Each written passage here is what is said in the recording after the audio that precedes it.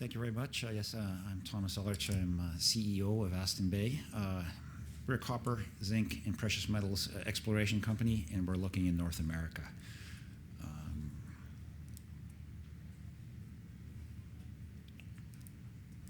I will be making some forward-looking statements. It's great to be here. I want to give you just a quick overview of what this company is all about and where we're going.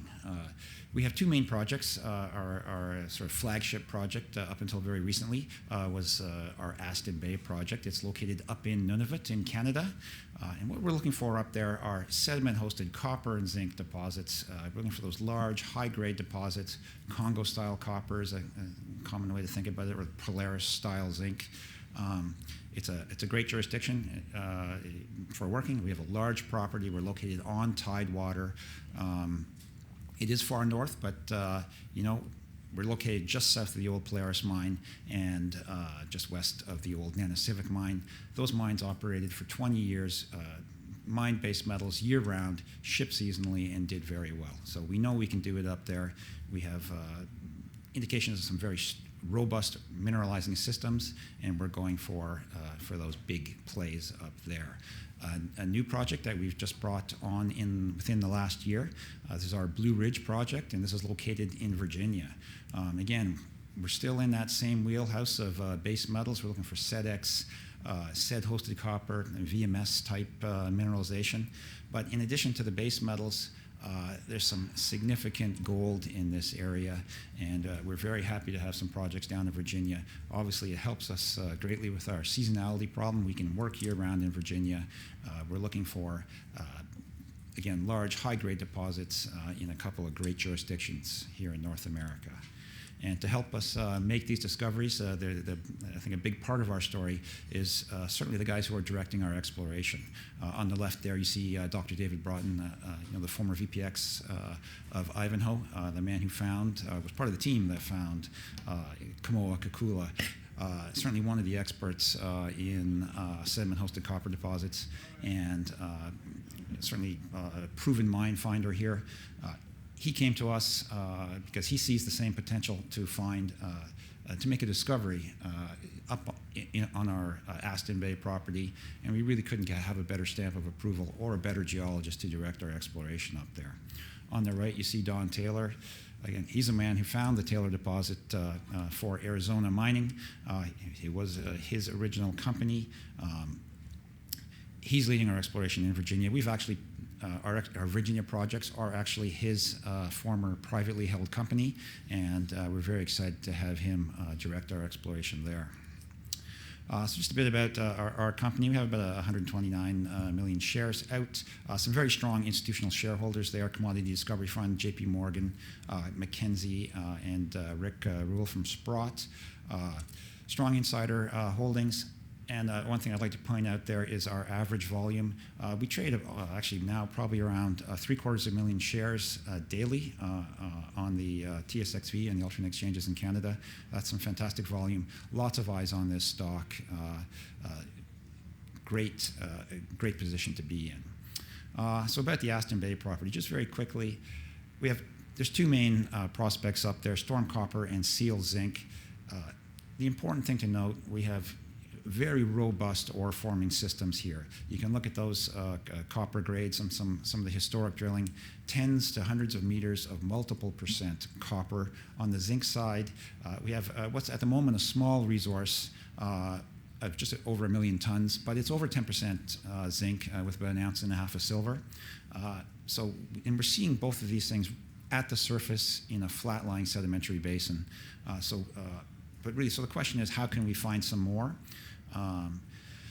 What we've done is we've developed, we think, a very strong conceptual model, in conjunction with Dave Broughton here, that it really suggests that there might have some hidden deposits here, and we've backed this up with some a very large property-wide geophysical survey that suggests that these kinds of deposits might be hidden and can help us explore for them.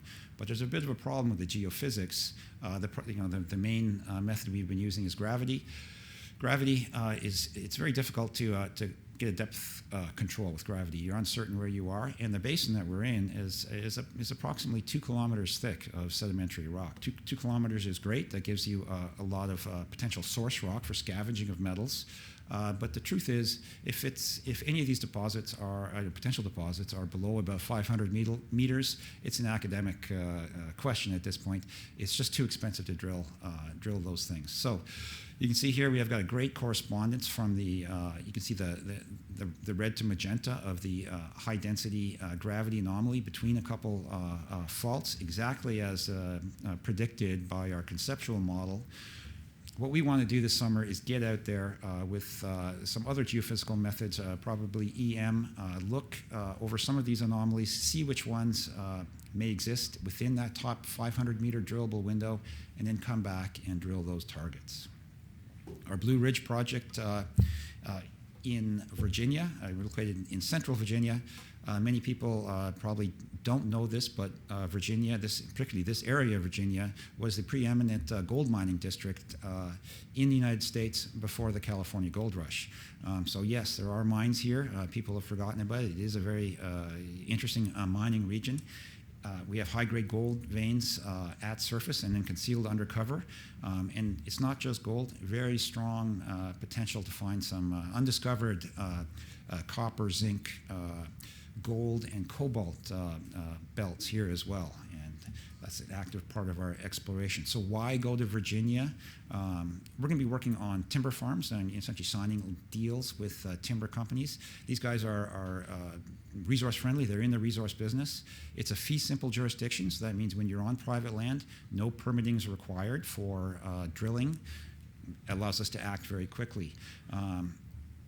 The other great thing, it's really allowed us to diversify geographically. This solves our seasonality problem. And this diversification into gold is also a nice thing. Certainly in the last week or so, gold has been doing very well. We've just over the last few months, we were able to sign a deal on a small, what at the moment is a small project. The Buckingham Gold Project is an 80-acre parcel of land. Significant gold at the surface. You can see up to over 20 ounces per ton in some select grabs from surface. It's VG at the surface. You can see some there. Gold, free milling, what we expect to be free milling gold in quartz veins. Really nice intercepts in some very sparse preliminary drilling. It's amazing. This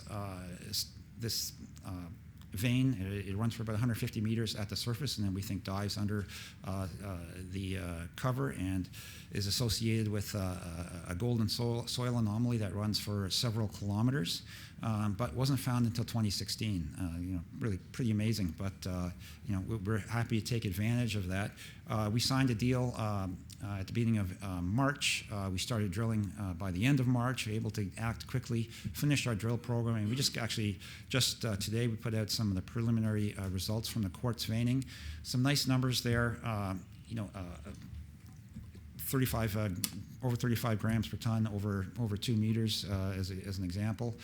This is just in the quartz veins. We're still awaiting results from our assaying the rest of the holes. We're also looking for disseminated mineralization. Previous drilling has shown up to 0.4 grams over 20 meters of disseminated gold with pyrite and sericite. That leads us, start thinking about the Hale type of gold deposits. Hale, located in South Carolina, just about 200 miles to the south of us. We're in that same belt, Carolina Slate belt, and up into the Avalon Gold Belt.